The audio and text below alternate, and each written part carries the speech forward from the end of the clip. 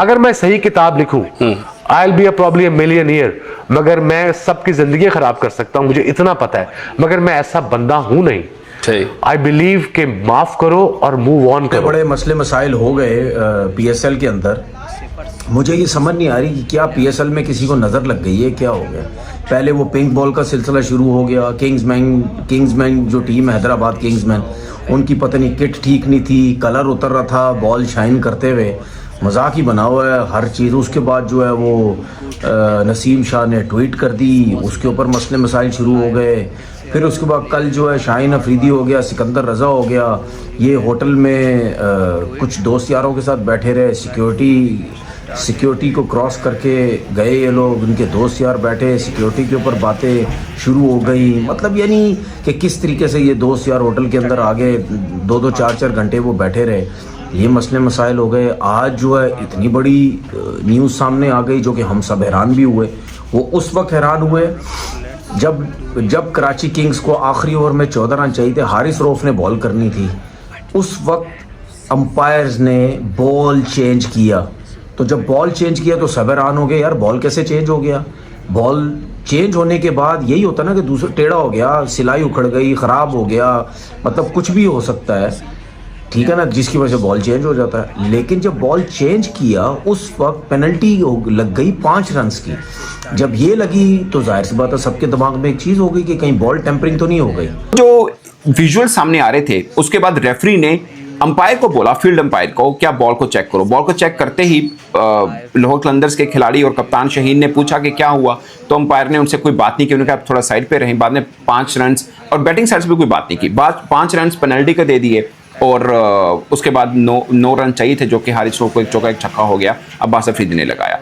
But point ये है कि क्या बॉल टेम्परिंग, एक होता है बॉल की कंडीशन चेंज करना, उसको टेम्परिंग कहते हैं। एक फेयर वे होता है कि आप हार्ड डेक के ऊपर बॉल को स्मैश कर रहे होते हैं, वहां से भी बॉल चेंज होता है। अब T20 क्रिकेट में बॉल का रिवर्स स्विंग होना, T20 क्रिकेट में बॉल का रिवर्स स्विंग होना का साफ मतलब है कि बॉल के साथ छेड़खानी जरूर हुई है, चाहे लीगल वे से। लीगल वे में आपको बता दिया कि जो होते हैं कि आप हार्ड डेक के ऊपर बॉल को मारते हो, एक साइड को शाइन रखते हो, दूसरे को नहीं रखते, वो लीगल वे यूज कर लेते हैं। मगर बाज़ औक़ात T20 भले इंटरनेशनल होता है, भले लीग क्रिकेट होती है, ठीक ठाक किस्म का रिवर्सिंग होता है। मैंने PSL में भी काफी मैचेस में ठीक ठाक किस्म का रिवर्सिंग होता है बॉल देखा। इसका मतलब है कि थोड़ा इलीगल वे के साथ भी बॉल को टेम्पर किया गया है।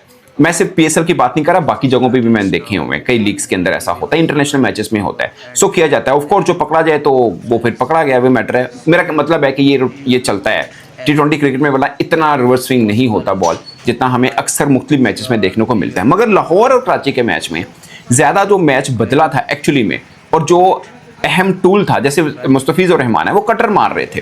रिवर्स स्विंग शायद उतना इफेक्टिव नहीं था जितना इफेक्टिव उनके कटर्स चल रहे थे। सो बॉल की शेप तो चेंज हुई, इसलिए अंपायर ने बॉल भी चेंज की। ये मैं इस चीज़ का बिल्कुल नहीं बोल रहा, बॉल की शेप तो चेंज हुई, और जिसने की उसके ऊपर भी सब चीज़ें सामने ज़रूर आ जाएंगी किसने एक्चुअली में की। मगर एक चीज़ दोस्तों, तस्वीर देखिए, ये ILT की तस्वीर है, ये भी फखर जमान की तस्वीर है। फखर जमान ने बॉल को उसी तरह से पकड़ा। मैंने 1-2 लोगों से बात की, उन्होंने बोला कि आपने, अगर आपको लगता है कि ये ऑकवर्ड वे है बॉल को पकड़ना, तो फिर कई फास्ट बॉलर हैं, वो भी तो बॉल को इसी तरह से पकड़ के जाते हैं, तो वो भी तो बॉल को छेड़खानी कर सकते हैं जब हाथ आगे रखा होता है। कई स्पिनर भी ऐसा करते हैं, तो फिर तो वो भी कर सकते हैं। अगर ये वे ऑकवर्ड है जिसकी वजह से अंपायर को शक है, तो फिर ये तो किसी का भी हो सकता है। बट मुझे यह लगता है कि अंपायर ने बॉल की कंडीशन को भी देखा और इसलिए बॉल को चेंज किया, और बैट्समैन को कहा कि आप अपनी मर्जी की बॉल ले सकते हैं, और खुशदिल ने बिल्कुल नया बॉल लिया जो कि उनको लेना चाहिए था कि पुराना बॉल को हिट होता आसान नहीं होता, नया को आसान है, इसलिए उन्होंने नया बॉल चुन लिया था। सो ये एक बात। बट मैं आपको बात बताऊं, ILT की जो मैंने आपको तस्वीर दिखाई ILT में, उस पर फखर जमान को ना ही रेफरी ने कॉल किया, फील्ड अंपायर ने बात जरूर की थी, और ना ही कोई 5 के पेनल्टी रन मिले थे, और ना ही कोई उनके खिलाफ एक्शन हुआ था। ये ILT की बात मैं आपको बता रहा हूं। और मैं आपको एक छोटा सा एक हवाला बताता हूं, ये थोड़ी सी पुरानी बात है। इंडिया के खिलाड़ी हैं सुरेश राणा, वो रैना, एक मैच के दौरान उन्होंने हेलमेट के अंदर मोबाइल यूज किया था। अच्छा खासा सीरियस किस्म का यानी वो होता है, क्राइम होता है। मगर उसके बाद BCCI ने क्या किया था, पूरी प्रोडक्शन जो मैच की होती है ना दिखाने की, वो अपने कंट्रोल में कर लेती। अब क्या दिखाना है क्या नहीं दिखाना, वो BCCI की अपनी पॉलिसी है, उसके मुताबिक सब दिखाया जाता है। वो अपने सीनियर क्रिकेटर को प्रोटेक्ट करते हैं, इधर they are doing right thing और रॉन्ग थिंग, दोनों सूरतों में वो अपने खिलाड़ी का इमेज खराब नहीं होने देते। अब मैं आपको प्रोटेक्ट नहीं कर रहा फखर जमान पे, मैंने तो रात को भी वीडियो की, मैं अब भी वीडियो कर रहा हूं। मुझे देखें, फखर जमान ने तो ओवर भी नहीं करना, ओवर तो हारिस रऊफ ने करना है ना, या किसने भी जिसने भी करना है, इसमें फखर जमान का क्या इमेज खराब होना है? वो तो किसी बॉलर का ही होना है जिसको रन पड़ गया या पड़ गया। वैसे भी उस बॉल के साथ 14 रन बनने आसान नहीं थे, वो तो 9 रन रह गए थे। वो चाहे हारिस रऊफ करता, वो बैश शाह करता, कोई भी करता, वो 14 रन बनने आसान नहीं थे उस पुरानी बॉल के साथ। मुश्किल थी उसको हिट करना, बहुत मुश्किल काम था, आसान काम नहीं था। किसी तरह भी मैच जा सकता था, पर मेरा जाती राय है कि आसान नहीं था।